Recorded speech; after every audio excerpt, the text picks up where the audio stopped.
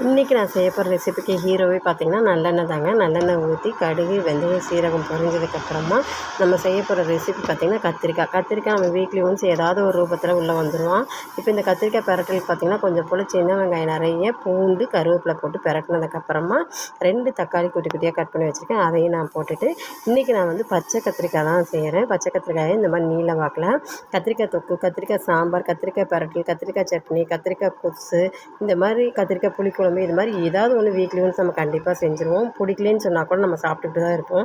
So இப்போ இந்த ஸ்டேஜில் நம்ம மஞ்சத்தூள் போட்டு கொஞ்சம் போல் தண்ணி ஊற்றி வெந்ததுக்கப்புறமா அரை வேக்காடு வந்ததுக்கப்புறமா பெப்பர், மல்லித்தூள், வரமிளகாய்த்தூள், குழம்பு மிளகாய்த்தூள் எல்லாம் போட்டு நல்லா மிக்ஸ் பண்ணி கொஞ்சம் போல் குட்டி லெமன் சைஸ் புளி கரைச்சி ஊற்றிட்டு நல்லா பெரட்டி ட்ரை ஆனதுக்கப்புறம் இறக்கி வச்சிங்கன்னா தலைவன் சூப்பராக ரெடி ஆயிடுவான். இவன் பார்த்திங்கன்னா நல்லா சுட சாதத்தில் இவனை போட்டு சாப்பிடும்போது டேஸ்ட் வேறு லெவலில் இருக்கும். எல்லா சாப்பாட்டுக்கும் சைடிஷாக இருக்கும். செம்ம டேஸ்ட்டாக இருக்கும். தயிர் சாதத்துக்கு பக்காவான காம்பினேஷன்.